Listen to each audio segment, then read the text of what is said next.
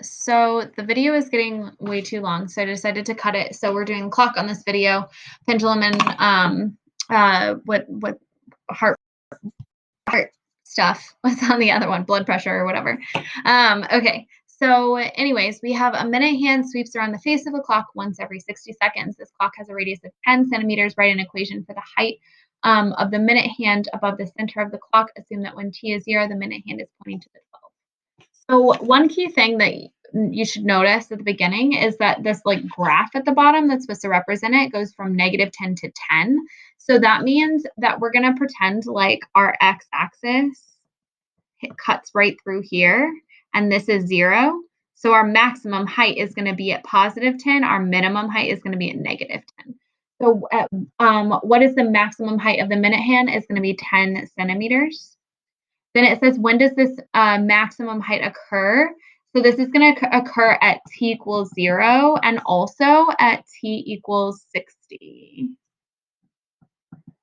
That is what it says, yeah, 60. Okay, and these are in minutes. How long will it be until the next time a maximum occurs? Okay, so it starts at t equals 0. The next time is at 60, and it does this every 60 minutes. Then it says, what is the minimum height of the minute hand? So the minimum height is going to be at -10 centimeters. Okay. When does this minimum occur? So this minimum is going to occur at t equals 30 minutes. Okay. How long will it be until the next minimum occurs? So it's not going to occur within one cycle or one period, but it would be a full another hour before it occurred again. So t equals 30.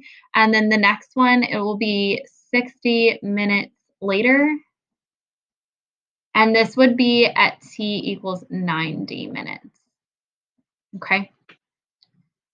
And then it says, at what times is the height 0? So the time, it's asked for times specifically.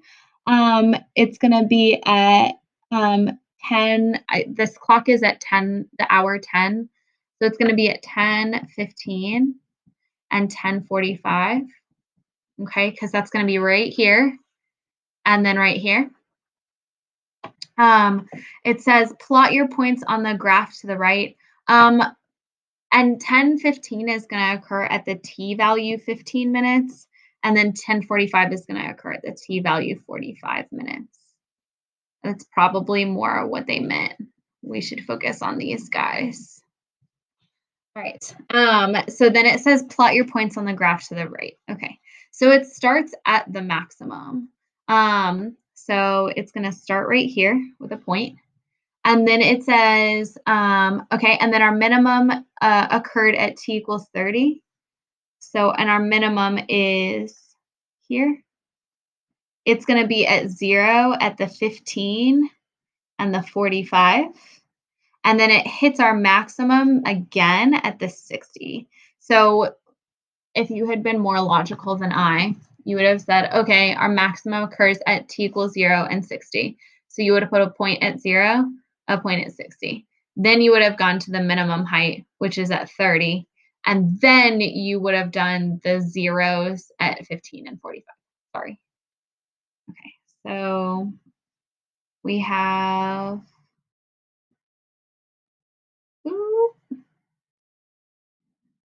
this guy. Okay, so that's all they asked us about. And it would keep going, but this is one full period. It says find the following key features. So first it wants the amplitude. So our amplitude is going to be from here to there, which is 10, or it could be from there to there, either one, centimeters. Our midline is at 0. And then our period, so we need to look at how long it took us to do this whole thing. That's going to be 60 minutes. Okay. Then it says, which would be a better model for the graph, sine or cosine, and why? So because it starts at a maximum, we're going to pick cosine. So starts at a max. Technically, you could model this with a sine curve, but you would have to do a phase shift, a horizontal shift to get it to start at a maximum instead of the midline. We're not doing that in here. So if it starts at a maximum or if it starts at a minimum, pick cosine. Then it says write the equation of the trig function. Okay, so I'm going to highlight our values. Our amplitude is this piece of the equation. Our midline is this. And our period is related to our b value, but is not the b value that we want to use. So we're going to need to use our equation. B equals 2 pi over 60, which was our period. 2 over 60 is just 1 over 30. So this is pi over 30. And that is my b value that I need. Okay. So now I'm going to fill in y equals 10 cosine pi over 30 x plus 0. Okay, you don't have to include the plus 0 if you don't want to. It's unnecessary. And also, this is positive cosine because we started at a maximum. If it started for some reason at a minimum, then it would be negative cosine, but this started at a max, so it's positive. Okay, so that's all for our applications notes. I will post your homework below.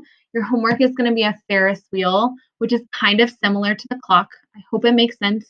Good luck, and I will see you guys, I guess, tomorrow. Or I guess you'll see me tomorrow on a screen. But all right, bye, guys.